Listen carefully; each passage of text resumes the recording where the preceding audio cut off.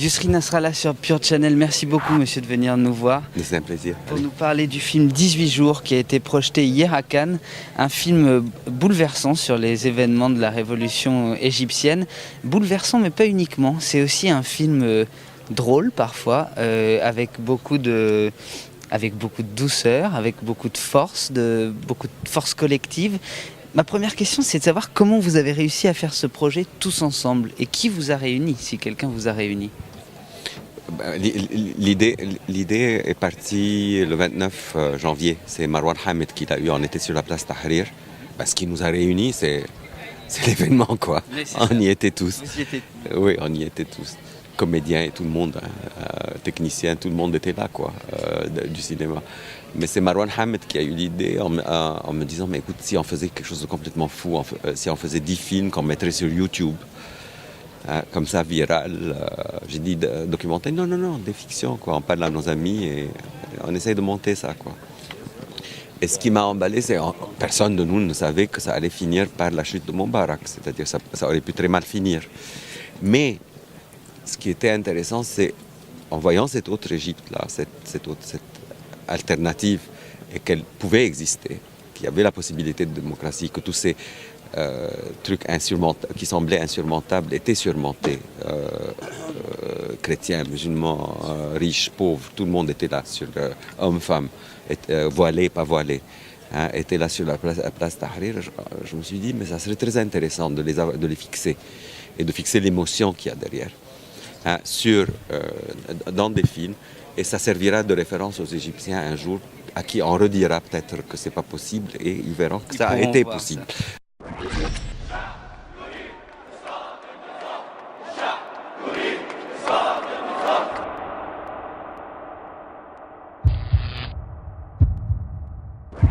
الأخوة المواطنون الأبناء شباب مصر أقول من جديد أنني عشت من أجل هذا الوطن.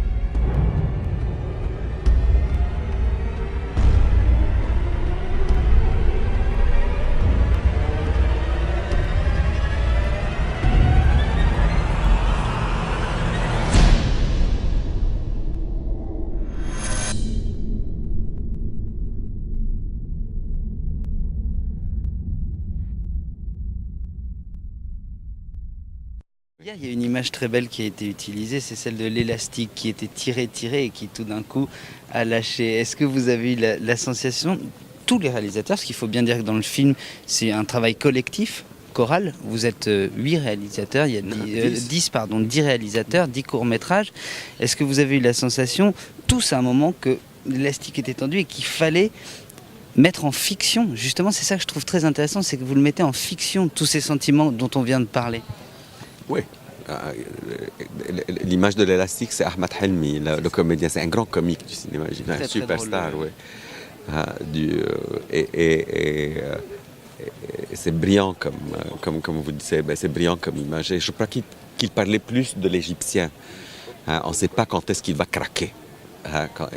On s'imagine qu'on peut le tirer, qu'il ne dira rien, qu'il ne dira rien. Mais il y a un moment donné où cet élastique va vous sauter dans la figure, quoi.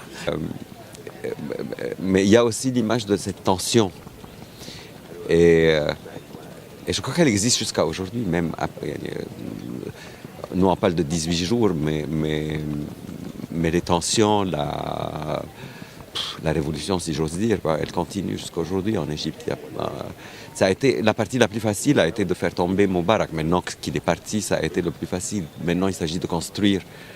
Vous avez la sensation que ça a été juste une première étape ? Oui, certainement, parce que là, il faut créer des institutions maintenant. ce qu'a réussi Moubarak et avant lui Sadat et avant lui Nasser, c'est de détruire toute notion d'institution, toute notion de l'égalité.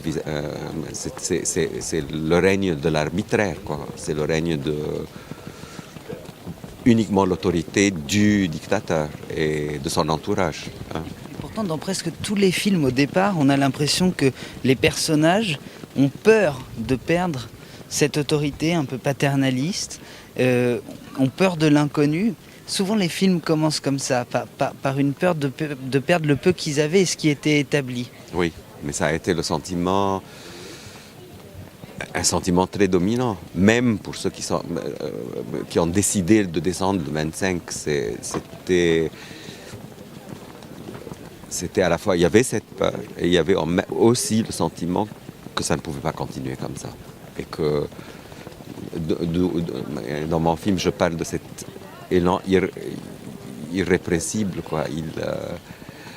De vouloir faire partie de quelque chose, de se haïr soi-même si on n'était pas sur la place, de faire partie de... Oui, il y a quelque chose comme ça qui vous pousse et qui vous dit très bien, je m'en fous, je vais aller, même si je dois perdre tout, quoi. Dans intérieur, extérieur, est-ce qu'il y a eu des moments filmés sur le moment de la Révolution, sur la place? Parce que c'est pas des utilisations d'images d'archives, on a l'impression que vous tournez pendant l'événement, et la fiction même.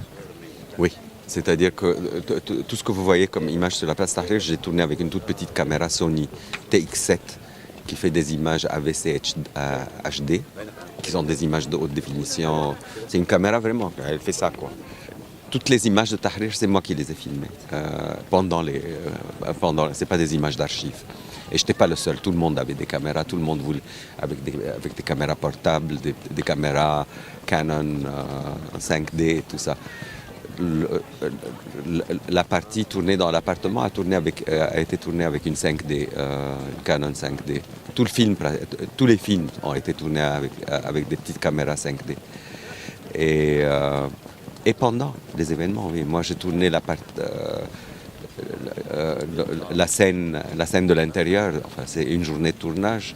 J'ai tourné le 10 février, donc la veille de la chute de Moubarak. On a l'impression que pour tous les personnages de ces films, je ne sais pas si vous avez travaillé entre vous pour aborder différentes thématiques de la peur, la rétention, la torture, l'amour, la puissance des femmes qui veulent y aller. On a l'impression qu'il y a toujours une étape pour aller vers la révolution. Dans beaucoup de films, dans beaucoup de ces 10 films, il y a besoin de comprendre, de savoir ce qui est vraiment en train de se passer. Il y a beaucoup d'images de commerçants qui ferment les rideaux parce qu'ils ont peur des prisonniers qui se sont évadés, parce qu'ils ont peur de ce qu'on raconte, des complots, des Israéliens qui arrivent. Il y a toujours cette étape d'essayer de comprendre avant de participer. C'était important pour vous de montrer vraiment ça? Oui, bien sûr.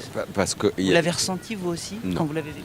Moi, je n'ai pas vécu ça. Mais vous savez, le matin, j'allais sur la place Tahrir. Le soir, je jouais aux flics dans le quartier parce qu'il y a eu les criminels là, qui ont été libérés. Donc ça, c'est pas un discours de l'autorité. Il y a vraiment eu des criminels qui ont mis en danger les quartiers, etc. Oui. Enfin, oui, tout à fait. Les prisons ont été cassées, les prisonniers sont sortis, ils ont agressé certains quartiers. Il y a eu des casseurs de Moubarak eux-mêmes, c'est-à-dire qui faisaient ça pour semer la terreur, pour terroriser le citoyen. Donc on était obligé de protéger le quartier avec des armes bizarres comme ça, des bâtons et des bâtons de balai, quoi.